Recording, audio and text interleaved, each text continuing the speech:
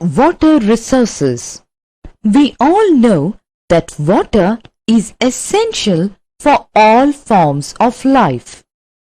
Do you know why Earth is called the blue planet? About 3/4 of the Earth's surface is covered with water. 71%. As such, the Earth appears blue from space and hence called the blue planet. Now we can list out the different sources of water. There are large water bodies like oceans, seas, lakes, streams, rivers, fresh water, groundwater, etc. These are the different sources of water on Earth. Conserving water and improving its quality. The major contaminants of water are bacteria and parasites, chlorinated hydrocarbons, volatile hydrocarbons, lead, salt hardness, and iron. The use of pesticides in some way or the other is hazardous to people as they are not biodegradable. Water is contaminated with hydrocarbons by oil spills, leaking petrol and diesel tanks, and cleaning fluids that are flushed down the drains. Iron contamination and hard water are more serious problems for industrial activities and electricity generation. Besides these problems, there are certain methods to conserve water. Now, we can list out some methods to conserve water. Rainwater harvesting. Methods for keeping the rainwater in reserves are termed as rainwater harvesting. Do you know? Rainwater can be stored in the tank for 3 to 5 years, making it a regular source of drinking water. Rainwater, polar pani, is the purest form of natural water. It is often used to cure ailment of sick people. Many houses are built near the tank to keep the house or rooms cool in summer. Watershed development. Watershed is the basin of a tributary of a main river. Sprinkle irrigation. It is the most effective and efficient tool of irrigation. Drip or trickle irrigation.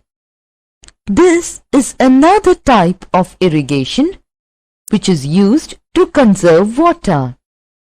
Water is supplied to plant roots through underground pipes.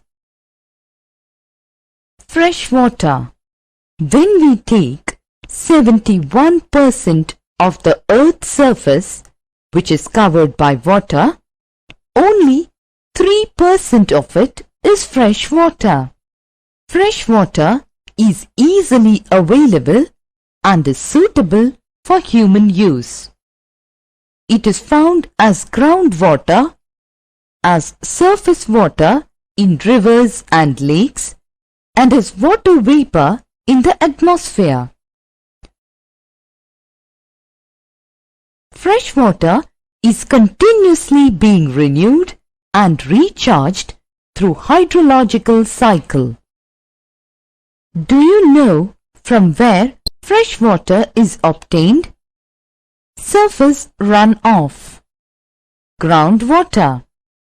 Can you say what surface water is? It is the overland flow of rainwater. The surface runoff from a large area gets collected in the form of small streams which unite together to make big rivers. The area drained by a big river along with its small streams, tributaries, is called a river basin. Surface water resources include water in the rivers and the reservoirs, water in the lakes, ponds and tanks, water in the seas, and water in the oceans. Now, let us understand what is underground water resource. It includes water which has become underground through percolation or seepage and is lying in the porous rock above the imporous rocks. Water resources, India. Here we will study the distribution of water resources in our country, India. India receives a good amount of rainfall, but the distribution of rainfall is highly uneven. About 20% of the rainwater is lost by evaporation, and nearly 30% seeps below the ground. Many parts of India face acute shortage of water, even for domestic use. In India, large volume of water is used for irrigation, as it is necessary to raise crops. India has many perennial rivers like Satluj, Beas, Indus, Ganga, Yamuna and Brahmaputra. Here we came across perennial rivers. What do you mean by perennial rivers? Perennial rivers are those rivers where we can obtain water regularly throughout the year.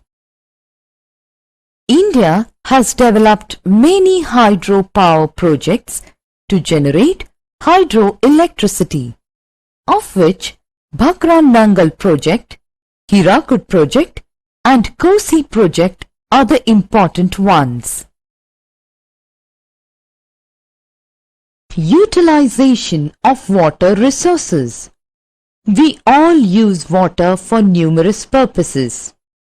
We can list out certain uses of water: drinking, bathing and washing, irrigation, industries, navigation, generation of hydel power, fishing, and numerous other purposes like sewage disposal for urban areas, etc. Landslides. Landslides are defined as the mass movement of rock, debris, or earth down a slope. They often take place in conjunction with earthquakes, floods, and volcanoes. A prolonged spell of rainfall can cause heavy landslide that can block the flow of river for quite some time. The formation of river blocks can cause havoc to the settlements downstream on its bursting. Mitigation mechanism. Advancement in scientific techniques has empowered us to understand what factors cause landslides and how to manage them.